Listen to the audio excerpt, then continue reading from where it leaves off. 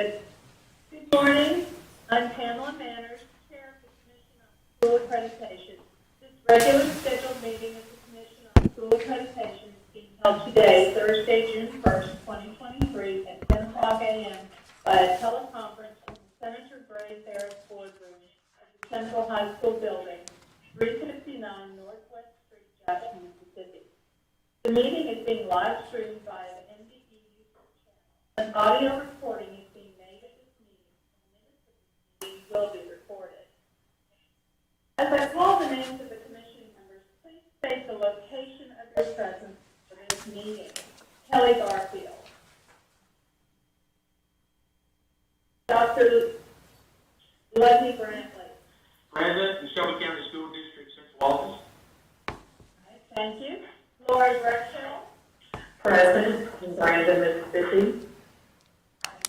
Anthony Bryan. Present, Tupelo, Mississippi. Dr. Carla Evers. Good morning, President Patricia Shan, Central Services Office. Thank you. Reginald Goins. Present, Horn Lake, Mississippi. Jefferson Hughes.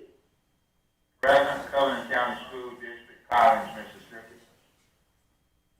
I'm Pamela Manners, and I'm in Biloxi. Dr. Valencia Martin. Present in Greenwood, Mississippi. Aisha Maxwell. Present, Horn Lake, Mississippi. Brad Stevens. Present in Yellow Creek Port in Fishmango County. Okay, thank you. Jan Vaughn. Good morning, Greenville, Mississippi. Sarah Wilborn. Don't think she was going to make it. Williams. I don't think she was going to make it. Thank you. A quorum of the commission is present for the purpose of conducting this meeting. The meeting is called to order at 10:03 a.m. Our first item number 2, is the adoption of the agenda. Commission members, you've received a copy of the agenda. At this time, I'll entertain a motion for approval of the agenda. Please identify yourself for the record, and may I have a motion, please? Motion, Lundy Brantley, the Shelby County School District. Thank you. Carla, Thank second. you. Thank you, Dr. Evers. Is there any discussion? If not, then all those in favor, please say aye. Aye. Aye. Any opposed? All right, thank you. The motion carries. We're on to item number 3, which is the approval of the April 6, 2023 meeting of the Commission on School Accreditation. At this time, I'll entertain a motion to accept the minutes from the April 6, 2023 meeting. Please identify yourself for the record. May I have a motion? Lundy Brantley, the Shelby County School District. Motion. Thank you. Dr. Brantley, second. May I have a Dr. second? Valencia Martin, I second. Thank you, Dr. Martin. Is there any discussion? If not, then all those in favor, please say aye. Aye. Aye. Any opposed? Thank you. The motion carries. Item number 4 is a discussion item. It's the consideration of a request to revise Mississippi Admin Code 7-24 from the Mississippi Public School Accountability Standards 2022, specifically Appendix H. And Mr. Mike Cannon, our interim state superintendent, will present this information. Good morning, Mr. Cannon. Good morning, and thank you for the opportunity to come before you today. The local district superintendents in attendance in the meeting today will be intimately familiar with this situation. We are required by federal law and by the Office of the State Auditor to conduct an annual single audit of school district finances. And If that is not done in a timely manner, Standard 4 requires a citation to the school district, and consecutive citations can result in probation for the school district. What I'd like to do is, if you're looking on your in your handout behind Roman numeral 4, there's mention there of A, B, and C, the various components of all of Standard 4 and 5. But what I'd like for you to do is flip over, and you will see a letter from the Office of the State Auditor addressed to Sonia Amos, who is Deputy State Superintendent in charge of compliance and internal accountability. And I'll give you just a few minutes to scan that letter if you have not already read it.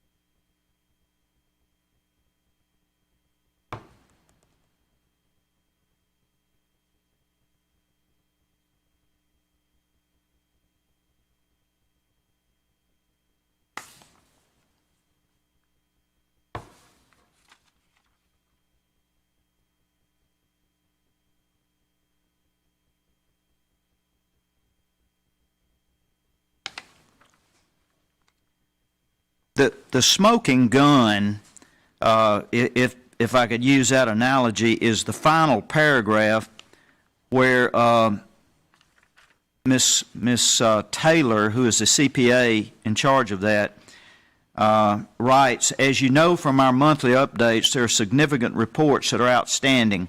As of February 1, we have only received 18 of the 138 school district reports and none of the 15 community college reports." She goes on over to the next page, and in the next to the last paragraph, final sentence is, "I do not know if the Accreditation Board has a plan for that or if they will continue with their same accreditation guidelines." The problem, folks, is that we have guidelines, we have standards, we have federal law that requires all of this to be done on a timely basis, and yet there are only 8 accounting firms in the entire state of Mississippi doing this work, and the combination of COVID and a limited number of CPA firms has created a backlog that is not, it is certainly not the fault of the school districts. It's not MDE's fault, and I don't even think that we can hang it on the Office of State Auditor. As a matter of fact, we visited the State Auditor's office a week ago and met with them, and the only apparent thing that we can do is somehow recruit additional CPA firms to do the work. And all of that, those CPA firms would have to be approved by the Office of State Auditor. So we have a problem, and the solutions are really above our head. The Office of State Auditor is the one that can solve the problem by recruiting additional CPA firms. The only immediate relief we have is that if this commission will see fit to, if you would go back to your first page there, and in red, we have inserted there that districts that missed the March 31, 2023 deadline for 2022 audits will be held harmless for school year 22-23. Any previous violations on record established by will continue to apply and accumulate toward district's cumulative record. At the end of the day, what I'm asking you to do is to endorse a notion that we will hold harmless any districts that were late this year because they simply just did not have, it's not their fault. And if you will do that, I'll take it on to the state school board and see if they will affirm that as well. Dr. Malone, questions, or where do we go from there? Do we have any questions of any of the commission members? This is Carla Evers. I have a question. Sure. Are there any federal implications to this? Is this something that we can do? I know there's the letters that mention that there are federal guidelines with regard to the timeline. Yes, I mean, the timelines are set at the federal level. It is a federal law.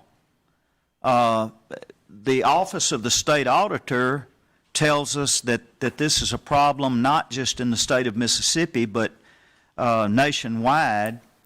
And the state auditor has, I don't think they want to make a public statement or put anything in writing, but they have, by their letter, you can tell that they feel like it's not the school district's fault. And so I don't anticipate anything other than at some point in time, the federal government might come back and say, well, you weren't stringent enough or whatever. And as a state superintendent, I realize I'm interim, but I would be willing to debate that issue all day long.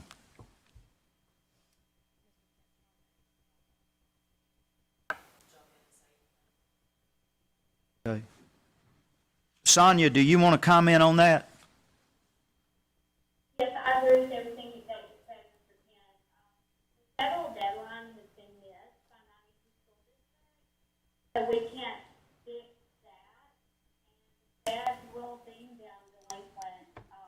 Auditors could cite them for like report, but this is just a way to give a little flexibility on the accreditation side, which is the state side.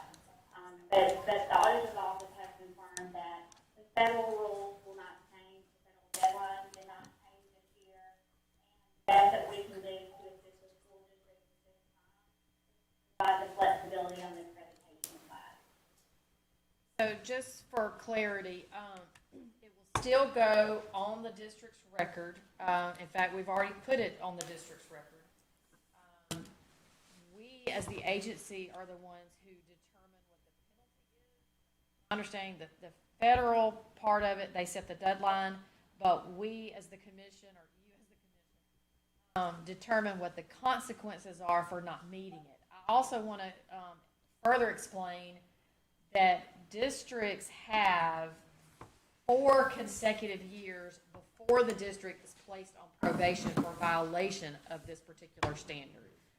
So, all we're really asking to do is basically just not count this year in part of the 4 consecutive violations. So if a district already has 2 or 3 on record, then they'll just pick back up next year and hopefully meet the deadline next year. But again, we'll cross that bridge when we come to it next year. But there's no penalty until their 4th year, and then that's when we recommend a district to be placed on probation. So we are planning on still putting this in the record as it's already gone on the record.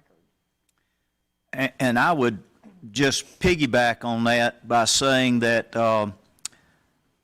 while there is no, Dr. Malone mentions the probation on the 4th consecutive violation, I think the district superintendents on the commission, Dr. Evers and Dr. Brantley, would agree with me that any citation is a negative.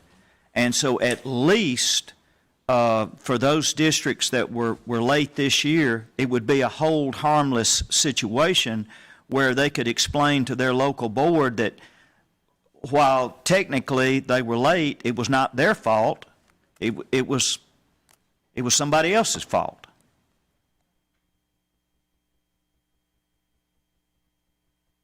I don't have a question, but I do want to thank Mr. Kent and his staff for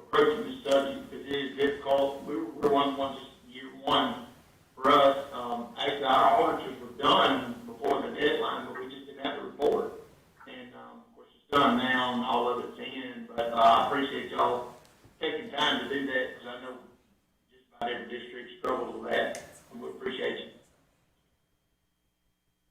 Thank you.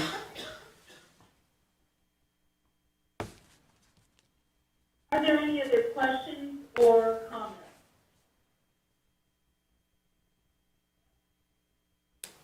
If not, then we will move to item number 5, which is an action item, and that is the approval to submit a request to the State Board of Education to approve a temporary rule and to begin the Administrative Procedures Act, APA process to revise Mississippi Admin Code 7-24, Mississippi Public School Accountability Standards 2022, specifically Process Standard H. At this time, I will entertain a motion to submit that request to the State Board of Education. May I have a Lundy motion? Brantley, I definitely want to make that motion. Lundy Brantley, Alright. from the school district. I want that motion. Alright. Carl Evans, second. All right, Dr. Thank you both. Is there any further discussion? If not, then all those in favor, please say aye. Aye. Are there any opposed? The motion carries. Thank you all very much. I know this is going to help the district a lot. We are on to item number 6, and that is an action item. The approval of the meeting dates of the Commission on School Accreditation for the 2023-24 school year. And Dr. Malone will explain this recommendation. Morning. So I have on the screen and presented to you in your e-binder are the proposed dates for the 23-24 school year. You'll notice that the date in September is late in September. That is because it coincides with the state board date later in that week to approve the statewide accountability results. We used to try to have a meeting in August, but we also discovered that was extremely difficult with districts trying to get back into school. So we are not going to have a meeting in August unless something happens and we need to have a special called meeting. So then beginning in December, we'll get back on the normal rotation of the first Thursday of the month. So these are your proposed dates for the 23-24 school year. Thank you. Does anyone have any questions for Dr. Malone? Then at this time, I'll entertain a motion to accept the proposed dates for the regularly scheduled meeting for the 2023-24 school year. And please identify yourself for the record. May I have a motion? Lori Brechtel, so moved. All right, thank you. And may I have a second, please? This is Dr. Martin, I second the motion. Thank you, Dr. Martin. Is there any further discussion? Then at this time, all those in favor, please say aye. Aye. Aye. Any opposed? No opposed, then the motion carries. Thank you. We're on to item 7, and that is the next meeting scheduled for Tuesday, September 26th, 2023. And Dr. Malone, do you have anything else for us? Just wanted to give you the update on the item that we discussed last time that Mr. McGarity brought forth about the buses and the bus drills. He just wanted me to give you an update that we are still having conversations about that. He's trying to talk to some stakeholders and all over the summer. So that's why we did not bring that back to you today, because we still did not have a proposal for that. Something on that one.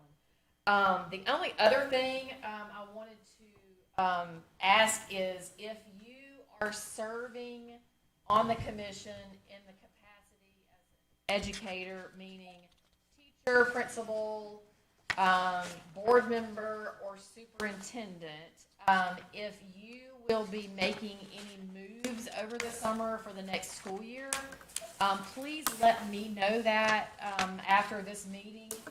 We have some vacancies that we need to fill, but we also have to ensure that everyone is still qualified to serve in the role in which they were asked to serve. And of course, we also have to make sure that we are still meeting the legislative requirements in terms of the congressional districts. So, Dr. Brantley, we know that you're retiring. So again, we appreciate your service to the commission, and we wish you the best in whatever the future holds for you. But again, Thank you, I appreciate it. do what now? I just said thank you, I appreciate it. Good. And that's the only other thing I had, so. All right, thank you very much. Then at this time, I'll entertain a motion to adjourn. May I have a motion, please? Motion to adjourn, Brad Stevens. All right, thank you, Mr. Stevens. And may I have a second? Carl Evers, second. Thank you, Dr. Evers. All those in favor, please say aye. Aye. Aye. Carl Evers, great The vote. motion carries, and we stand adjourned at 10:22 a.m. Have a great summer. Get